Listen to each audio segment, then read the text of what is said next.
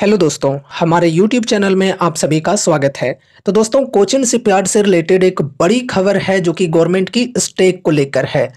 तो खबर क्या आ रही है ये हम समझते हैं डिटेल्स में। Government to sell up to 5% stake in Cochin shipyard via OFS. तो दोस्तों, ओएफएस के जरिए गवर्नमेंट जो है ये कोचिन शिपयार्ड के अंदर अपनी 5% की स्टेक को सेल करने जा रही है। फ्लोर प्राइस यहाँ पर रखा गया है 1540 रुपये का, जो कि करेंट प्राइस से लगभग 130 रुपये की डिस्काउंट पर है। ठीक है, आगे बढ़ते हैं।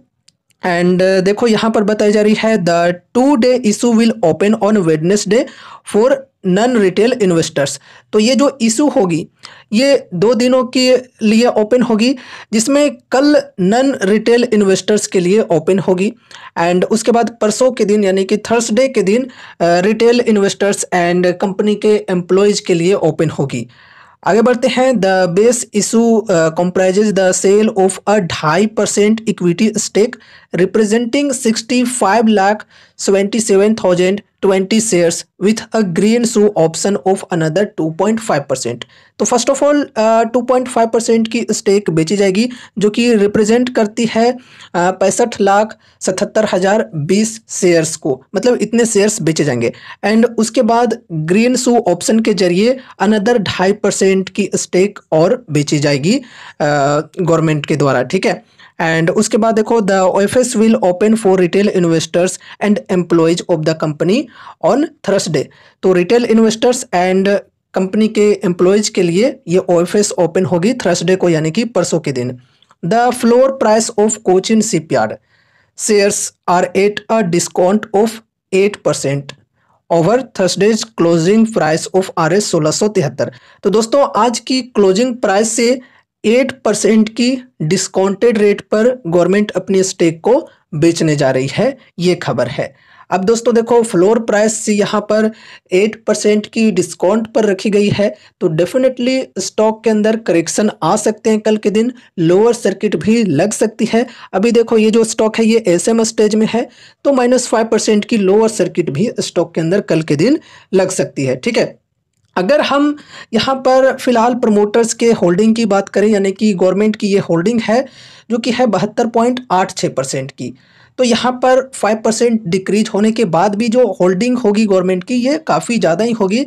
एंड उसके बाद यहाँ पर FIIs की बात की जाए तो देखो पिछले क्वार्टर में FIIs की तरफ से यहाँ पर ट्रिम हुए हैं, 5.23% से घटकर 4.94% हो चुके हैं।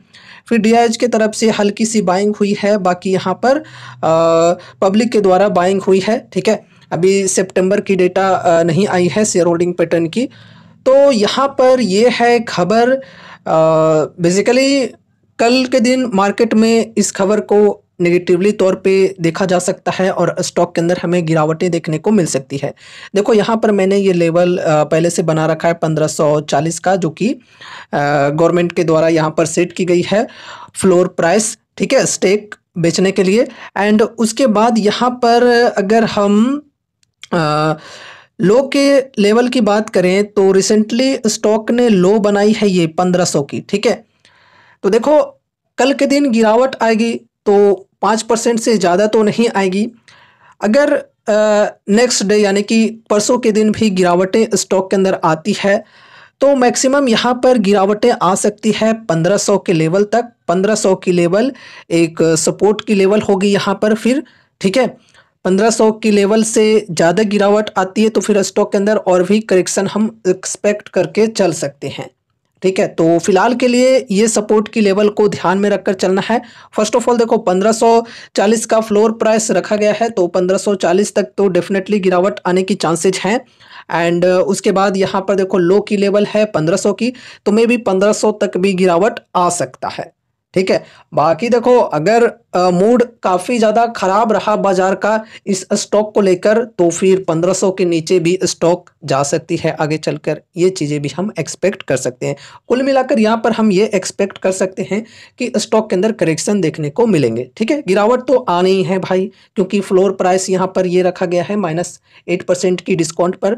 तो यहाँ पर देखो प्राइस जो है ये रीटेस्ट कर सकता है इस लेवल को। ठीक है, जो लो बनी है रिसेंटली स्टॉक की 1500 की, तो यहाँ पर रिटेस्ट कर सकती है स्टॉक। लॉन्ग टर्म के लिए देखो कंपनी अच्छी है और जिस सेक्टर से कंपनी बिलोंग करती है उस सेक्टर की डिमांड आगे भी डेफिनेटली रहने वाली है।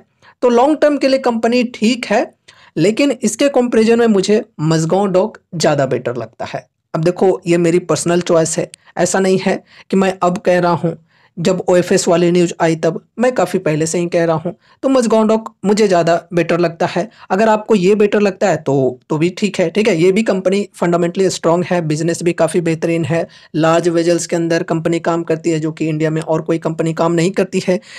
उस टाइप की ये कंपनी काम करती है, काफ़ी बेहतरीन कंपनी है, ठीक है। तो ये रही कोचिन शिपयार्ड से रिलेटेड अपडेट। उम्मीद है कि इस वीडियो के माध्यम से आपको कुछ यूजफुल इन्फॉर्मेशंस मिले होंगे। तो वीडियो को लाइक करके चैनल को सब्सक्राइब कर देना और मिलते हैं अगले नए वीडियोज के साथ। तब तक के लिए बाय बाय।